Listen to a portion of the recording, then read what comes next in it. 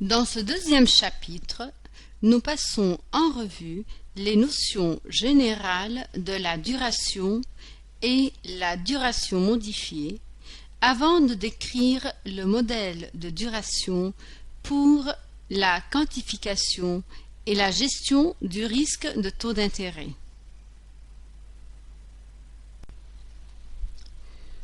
Nous rappelons qu'une des principales faiblesses de l'analyse du gap et du modèle de réévaluation est le recours intensif à la comptabilité de la valeur comptable, en vertu de laquelle les actifs et les passifs sont comptabilisés au coût historique amorti. Ce chapitre présente le modèle de la duration qui prend en compte la valeur du marché des actifs et des passifs sensibles au taux d'intérêt et utilise la notion de duration afin de déterminer les gaps de la duration plutôt que les gaps de réévaluation, comme le principal outil pour mesurer le risque du taux d'intérêt. Le modèle de la duration se concentre sur l'impact sur les changements de taux d'intérêt, sur les capitaux propres de l'institution, plutôt que sur son revenu net d'intérêt, selon le modèle de réévaluation, de sorte qu'il capte mieux l'impact à long terme de ces changements.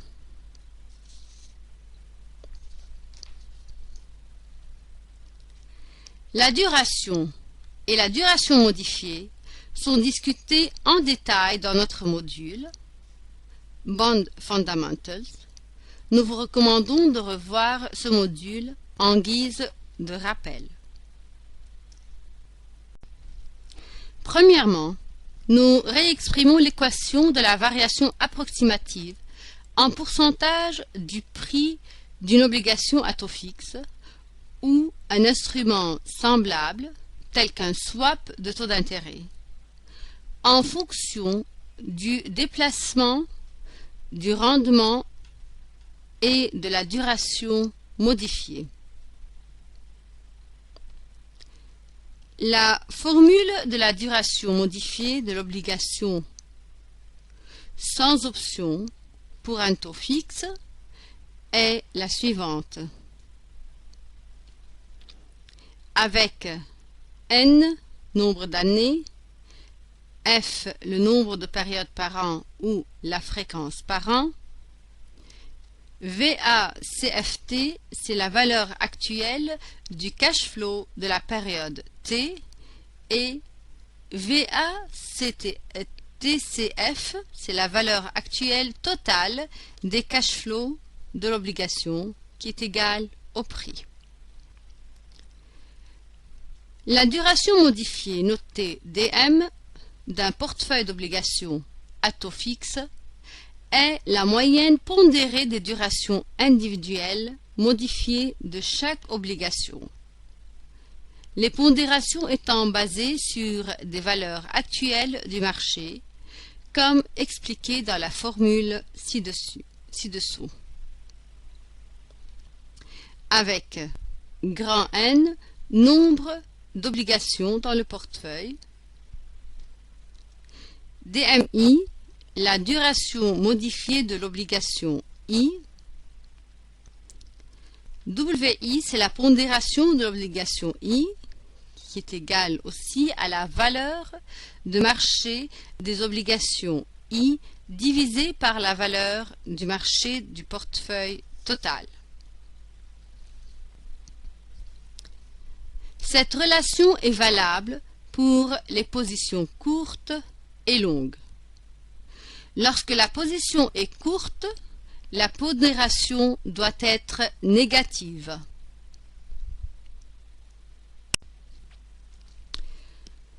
La duration modifiée du portefeuille d'actifs de l'institution notée DM actif et la duration modifiée du portefeuille des passifs noté DM passif peuvent donc être calculées comme suit.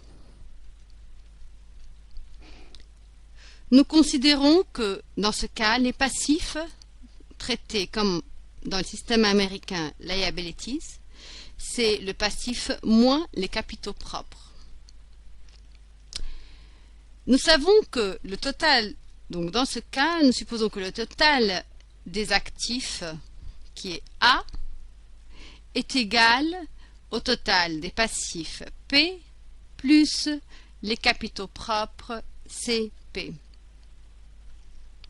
Ainsi, un changement de la valeur des actifs totaux delta A est égal à la variation de la valeur du total des passifs, qui est delta P, plus la variation de la valeur des capitaux propres, qui est delta CP. En utilisant l'équation précédente, à savoir que la variation des prix en pourcentage est égale à moins la duration modifiée multipliée par la variation du rendement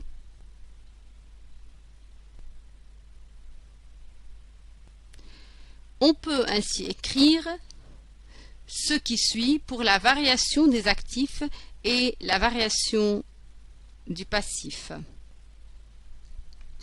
avec delta Y qui est la variation du rendement.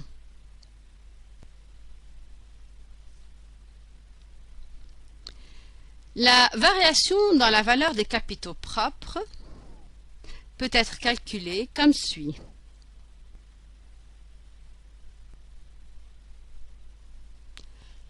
En réorganisant les termes, ceci nous conduit finalement à cette variation de capitaux propres.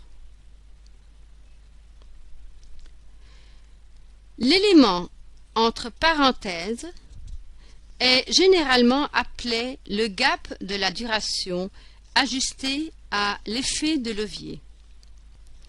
Il mesure le décalage de la duration entre les actifs et les passifs de l'institution.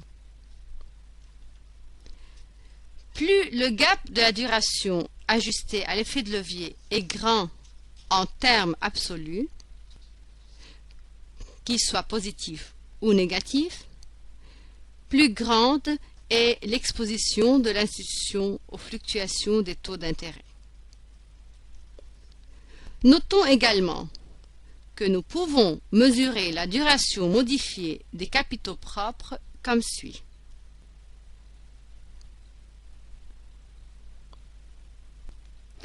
Par conséquent, pour mesurer l'exposition de l'institution au taux d'intérêt, nous devons d'abord calculer la duration modifiée de ces actifs totaux et de ces passifs totaux. Nous vous rappelons, avant de poursuivre, qu'à partir de la perspective du risque, et pour calculer leur duration modifiée, les titres ou les obligations à taux variable sont équivalents à des obligations de zéro coupon arrivant à une échéance égale à la date suivante de réinitialisation de taux d'intérêt et avec une valeur nominale égale au montant principal plus une période d'intérêt, basée sur la plus récente réinitialisation du Libor. Vous pouvez consulter le module Value at Risk en guise de rappel sur ce point. Nous illustrons maintenant les concepts ci-dessus sur cette feuille de calcul intitulée Bilan simple, basé sur un bilan simplifié d'une institution financière. Ici, l'institution financière a des actifs et des passifs avec des maturités allant de overnight jusqu'à 5 ans. En dessous de chaque élément, il existe une description indiquant sa maturité et les caractéristiques du coupon ou du taux d'intérêt qui s'y attache.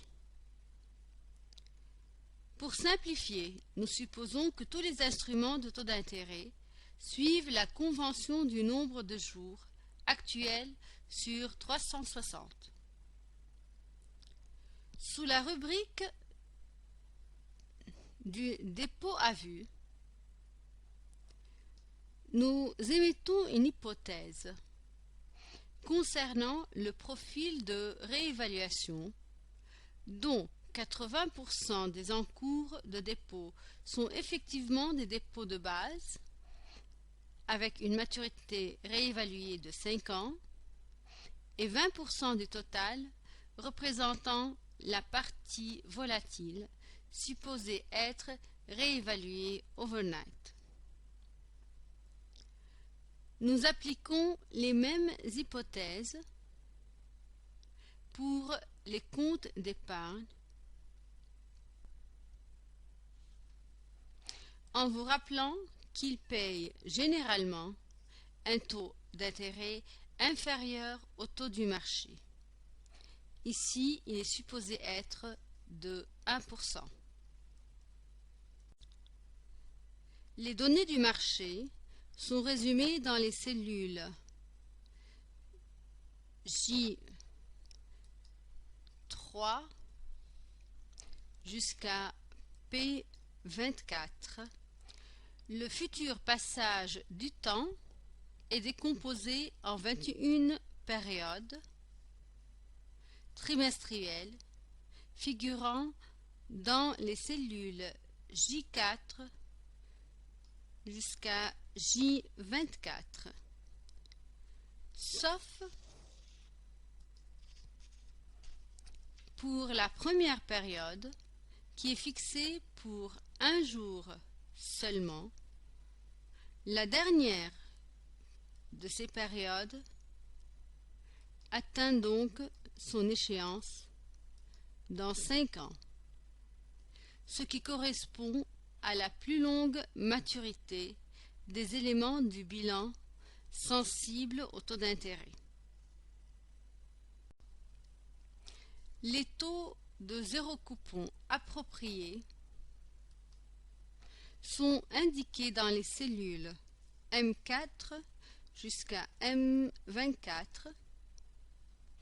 avec la convention de nombre de jours étant de nouveau actuelle sur 360.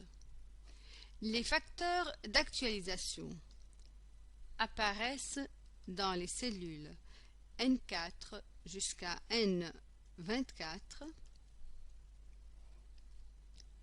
Les Libor Forward 3 mois, basés de nouveau sur le nombre de jours actuel sur 360, sont calculés dans les cellules O4 jusqu'à O23,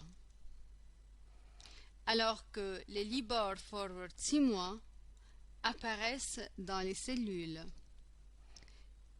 P4 jusqu'à P22. Notre module Forward et swap de taux d'intérêt peut servir de rappel pour tous ces concepts et ces calculs. À partir de la cellule J27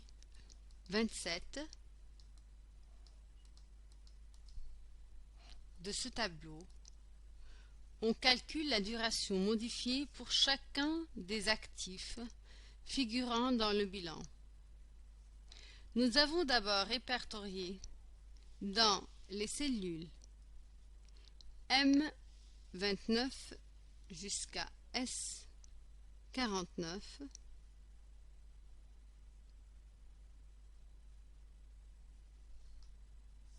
le flux de trésorerie pour chacun des 7 éléments de l'actif, en utilisant, si nécessaire, les Libor Forward calculés précédemment. Par exemple, l'actif 4, qui est le prêt à la consommation de 2 ans, payant Libor 6 mois, est inséré dans les cellules P29 jusqu'à P49 du tableau, comme une obligation à 0 coupon pour une échéance de 6 mois et d'une valeur nominale égale à son montant en capital, 80 millions de dollars, plus une période d'intérêt basée sur le Libor 6 mois apparaissant dans la cellule P4.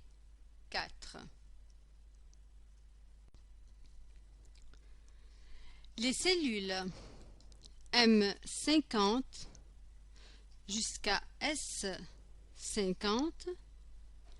calculent la valeur du marché de chaque actif de la manière habituelle, c'est-à-dire la somme de la valeur actuelle des flux de trésorerie futurs actualisés au taux du marché approprié, avec la valeur globale du marché des actifs apparaissant dans la cellule T50. Dans les cellules M51 jusqu'à S51, nous calculons la duration modifiée pour chaque actif en utilisant la formule indiquée précédemment. Notons que notre utilisation de la fonction SUMPROD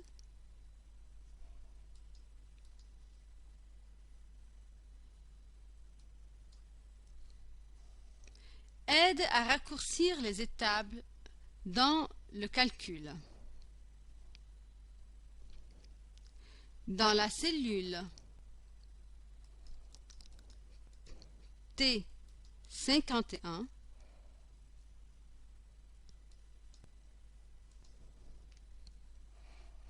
on calcule la duration modifiée de l'ensemble du portefeuille d'actifs en utilisant la formule pour la duration modifiée du portefeuille que nous avons présentée auparavant. Cela donne une valeur de 0,99.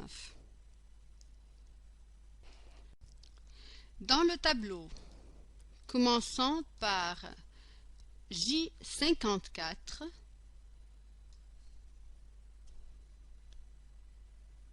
on répète le même processus pour les éléments du passif de l'institution, séparément et globalement.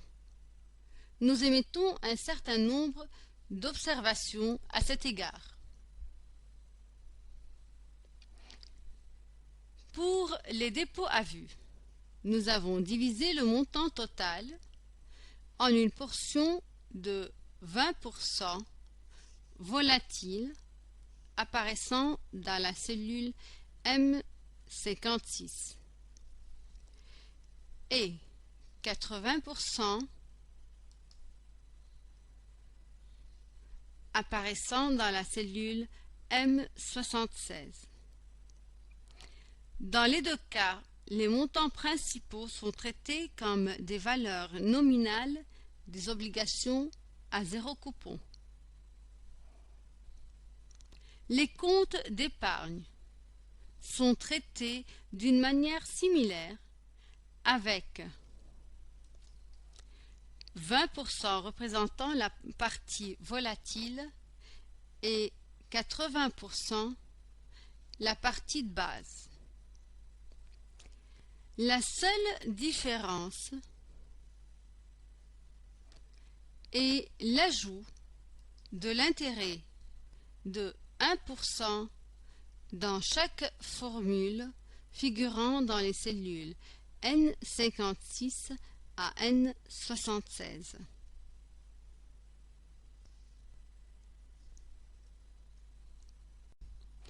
Les cellules M77 jusqu'à R77 calculent la valeur du marché de chaque élément du passif avec la valeur totale du marché des passifs apparaissant dans la cellule S77. Puis, dans les cellules M78 jusqu'à R78, nous calculons la duration modifiée de chaque élément du passif. Et dans la cellule S78, nous calculons la duration modifiée de l'ensemble du portefeuille du passif, donnant une valeur égale à 2,3. Notons enfin que la valeur marchande des capitaux propres, calculée dans la cellule S81, se révèle être à 52 millions de dollars, contre une valeur comptable de seulement de 20 millions de dollars. À partir de la valeur de marché et de la duration modifiée du total des actifs et des passifs, nous dérivons au moyen de l'équation 1 la duration modifiée pour les capitaux propres qui nous donne moins 7,9. Cette duration modifiée de 7,9 signifie qu'une baisse parallèle de 1% des taux diminuerait la valeur du marché des capitaux propres de 7,9. De même, une augmentation parallèle de 1% des taux augmenterait cette valeur du marché de 7,9. L'ampleur de ce changement potentiel est significative et l'institution peut être mal à l'aise avec un tel niveau élevé d'exposition aux fluctuations des taux d'intérêt. La question qui se pose est: quelle est la meilleure façon de réduire cette exposition ou même immuniser totalement le bilan contre ces changements potentiels de taux, provoquant ainsi la valeur des capitaux propres à devenir parfaitement couverte contre les variations des taux. Cela arrive si la duration modifiée de capitaux propres est ramenée à zéro, pour laquelle un certain nombre d'outils sont disponibles pour aider dans cette tâche. Les dérivés de taux d'intérêt les mieux placés parmi eux.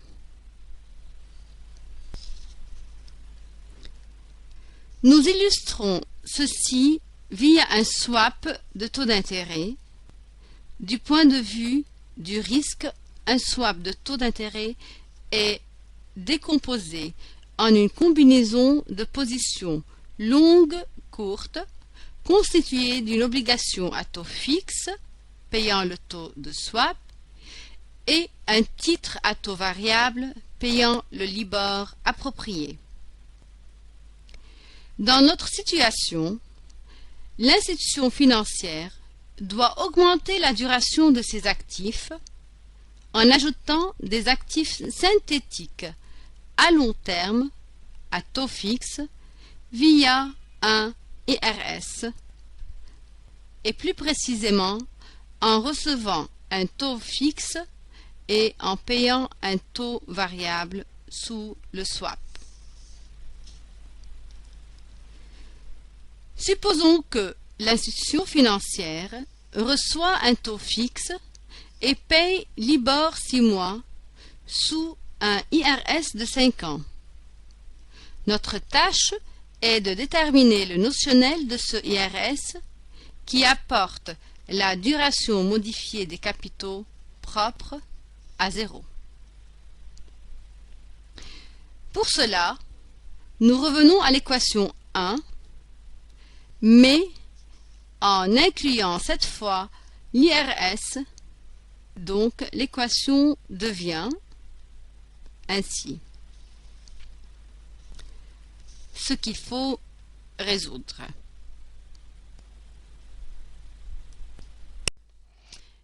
La feuille de calcul intitulée Bilan simple avec swap nous aide dans cette tâche. Les lignes 1 jusqu'à 79, dans lesquelles nous avons caché les lignes 30 à 48 et 57 à 75 pour préserver l'espace, sont les mêmes que dans la feuille de calcul précédente, à l'exception des cellules B20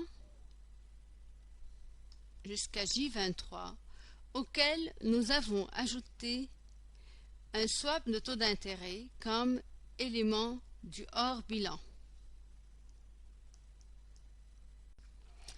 Nous insérons maintenant dans la cellule D22 une estimation de 100 millions de dollars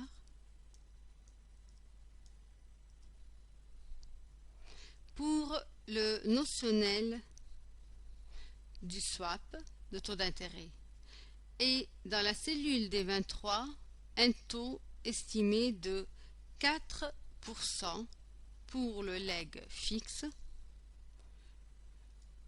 Nous devons d'abord calculer le taux de swap qui reflète les conditions actuelles du marché. Une procédure qui a été décrite en détail dans notre module Forward et Swap de taux d'intérêt. Les cellules M83 jusqu'à M102,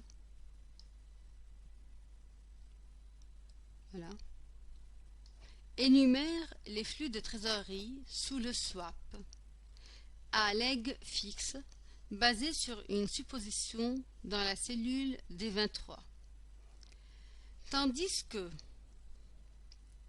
les cellules N83 jusqu'à N102 énumèrent les flux de trésorerie sous le leg flottant. Nous avons programmé la formule de la duration modifiée pour le leg fixe dans la cellule M104 et pour le leg flottant dans la cellule N104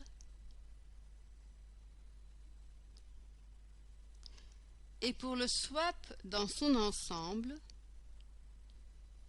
dans la cellule O104.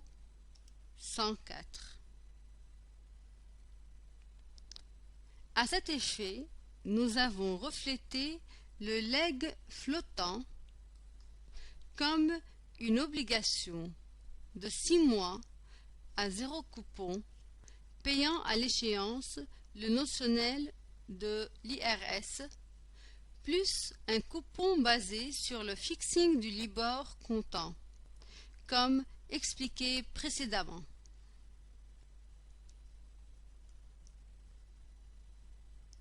Nous résolvons le taux fixe du swap via la valeur cible, donc outil valeur cible. On fixe la cellule O103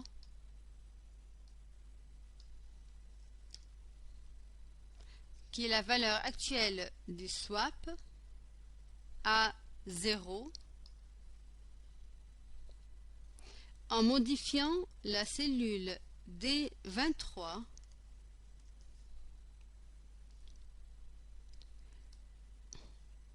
puis on clique sur OK. Ceci révèle dans la cellule D23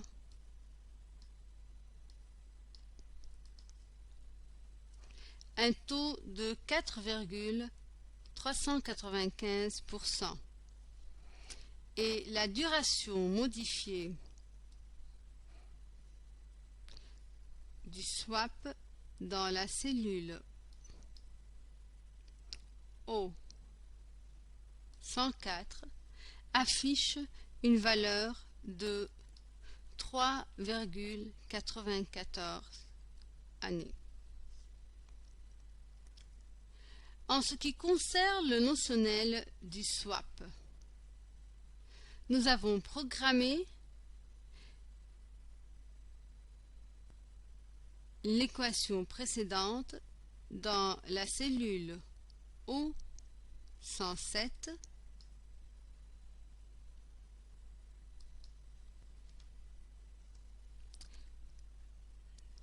pour la duration modifiée des capitaux propres. Une fois de plus, on utilise la valeur cible en fixant la cellule O107 à 0 et en modifiant la cellule D22, qui est dans ce cas-là le notionnel du swap, puis on clique sur OK. Ceci révèle dans la cellule D22 un notionnel de 104 331 371 $. Ainsi, contracter un IRS de 5 ans en vertu duquel l'institution reçoit 4,395% tout en payant Libor 6 mois sur un notionnel de 104 331 371 $, amène à 0 la duration modifiée des capitaux propres et couvre l'institution contre le déplacement parallèle des taux d'intérêt. Avant de continuer, nous mentionnons deux limites principales de cette approche. L'approche fonctionne mieux pour les déplacements en parallèle des taux d'intérêt et moins bien pour les courbes tordues et pivotantes, car elle s'articule autour de la mesure de la duration, un concept construit seulement autour des mouvements parallèles. Lorsque la variation de taux est significative, la convexité apparaît et nous contraint à rééquilibrer notre couverture, souvent d'une façon coûteuse et fréquente. Il n'y a rien de spécial quant à l'utilisation d'un IRS à 5 ans. L'utilisation de toute autre combinaison des maturités de l'IRS est possible, à condition que nous continuions à satisfaire les équations ci-dessus. Par conséquent, la solution optimale peut être de maximiser la convexité positive, une situation qui est toujours bénéfique, comme expliqué dans le module Bond Fundamentals, tout en réduisant nos coûts de rééquilibrage continu de notre couverture.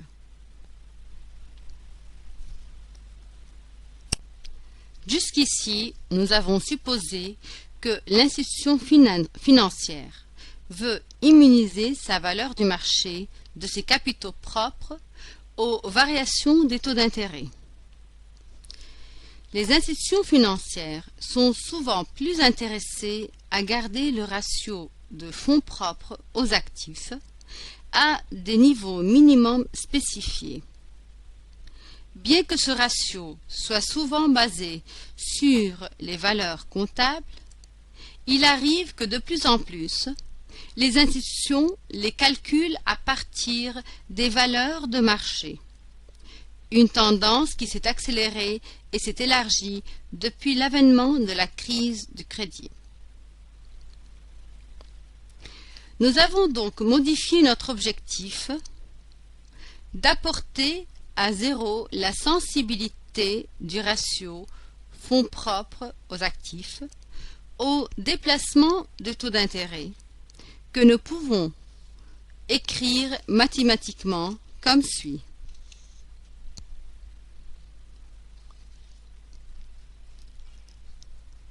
Nous allons démontrer que cela se produit si la duration modifiée des actifs totaux est égale à celle du total des capitaux propres.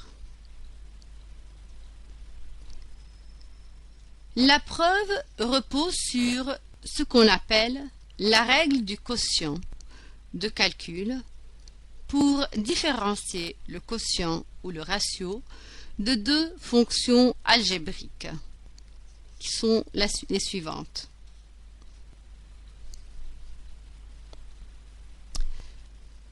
Fixant cette formule égale à 0 mène à cette équation.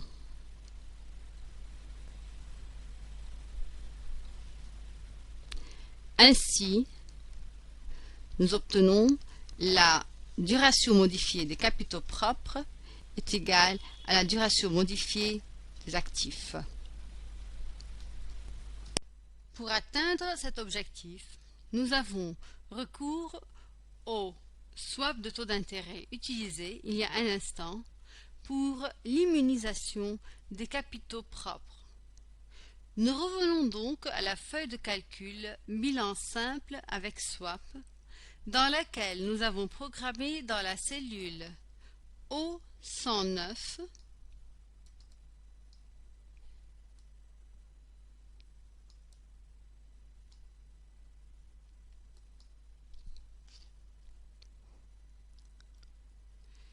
la différence de la duration modifiée des capitaux propres et des actifs.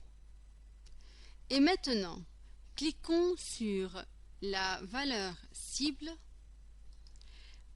en fixant la cellule O109 à la valeur 0 et en modifiant la cellule D22 pour le notionnel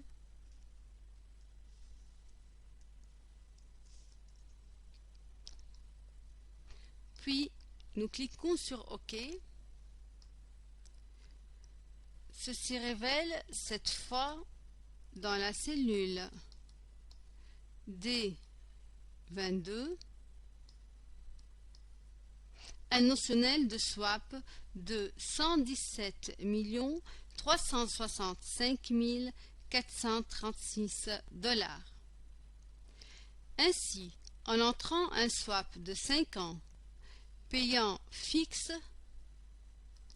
à 4,395% et recevant Libor 6 mois sur un notionnel de 117 365 436 $, l'institution financière est capable de garantir un ratio de capitaux propres sur actifs qui figure dans la cellule O110 de 13% indépendamment de tout changement des taux d'intérêt. Les deux bémols déjà évoqués à l'égard des changements parallèles de la courbe et de la convexité s'appliquent ici aussi. Nous terminons ce chapitre en insistant sur un point important, l'utilisation des swaps ou d'autres dérivés, que ce soit avec l'immunisation des capitaux propres ou la préservation du ratio CP sur A, est un processus dynamique. Les variations dans la constitution du bilan vont modifier les mesures de la duration, ce qui nécessitera un rééquilibrage des notionnels sous les dérivés choisis. Cela nous mène à la fin du chapitre 2 et de la partie 1 de ce module.